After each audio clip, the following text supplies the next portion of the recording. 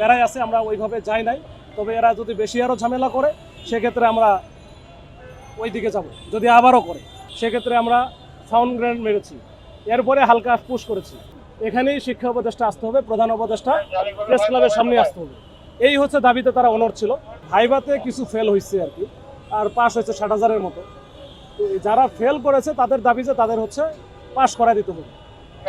এই বিষয়টা নিয়ে তারা আরও 5-7 দিন আগের থেকেই বিভিন্ন জায়গায় আন্দোলন বা আলোচনা করতেছিল। আমরাও চেষ্টা করতেছিলাম যে ওরা যেসব জায়গায় কথা বলতে চায় তা কথা বলুক, কিন্তু জনদুর্ভোগ বা রাস্তার উপরে না আসে। আজকে তারা হুট করে আসে, কিন্তু কোনো প্রোগ্রাম দেওয়াও ছিল না। তারা প্রেস ক্লাবের সামনে আসে, ভেরি গুড, প্রেস ক্লাবের সামনে তো অনেকেই আসে। কিন্তু তারা এখানে এসে আপনারা দেখছেন যে এখানে একবারে পুরো প্রেস ক্লাবের সামনে যে রাস্তাটা, এই রাস্তাটা পুরোপুরি বন্ধ করে দিচ্ছে। প্রায় আধা ঘন্টার উপরে ছিল। আমরা বারবার ওয়ার্নিং দিয়েছি যে ভাই আপনারা এখান থেকে সাইড হন, সিঙ্গেল লাইনে গাড়ি চালানোর ব্যবস্থা করে দেন। আপনাদের সচিবালয়ে কার সাথে কথা বলতে হবে, মাননীয় শিক্ষা উপদেষ্টাও সময় দিয়েছেন, বলছেন যে 12টার পরে সে হচ্ছে তাদের সাথে বসতে পারবে।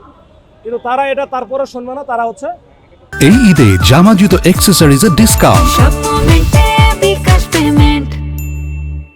এখানেই শিক্ষা উপদেষ্টা আসতে হবে, প্রধান উপদেষ্টা প্রেস ক্লাবের সামনে আসতে হবে। এই হচ্ছে দাবিতে তারা অনড় ছিল। তারপরে আপনারা দেখছেন যে আমরা ওয়ার্নিং দিয়ে তাদেরকে এখান থেকে ডিসপার্স করার ব্যবস্থা করেছি।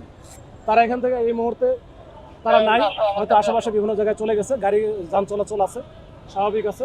এই হচ্ছে পরিস্থিতি। নিবৃত করলেন কিভাবে? আমরা তো আসলে যেটা আমাদের ট্র্যাডিশনাল, যে যত কম বল প্রয়োগ করে এরা ডিসপার্স করা যায়। আমরা পানি মেরেছি, যে পানিতে তারা ভয় পেয়ে চলে যায়। এরপরে আমরা আরেকটু প্যানিক সৃষ্টি করার জন্য, যে যেন আমাদের গায়ে হাত না দেওয়া লাগে, সেক্ষেত্রে আমরা সাউন্ড গ্রেনেড মেরেছি, এরপরে হালকা পুশ করেছি। এই হচ্ছে সর্বশেষ অবস্থা, এইটুকু। অনেকে লাঠি কতজনকে লাঠি এরকম কিছু তো হবেই, সেটা আমরা ওইভাবে করিও নাই, আমরা করার চেষ্টাও করি না। আমরা চেষ্টা করছি একটু পুশ করা। কতজনকে অ্যারেস্ট করেছেন আপনারা? ধরেছেন কতজন? অ্যারেস্ট মনে করি নাই, যেহেতু এরা এমনিতেই প্যারায় আছে, আমরা ওইভাবে যাই নাই। তবে এরা যদি বেশি আরও ঝামেলা করে সেক্ষেত্রে আমরা ওই দিকে যাব, যদি আবারও করে। আর কোনো প্রশ্ন আছে কারো? ভাই,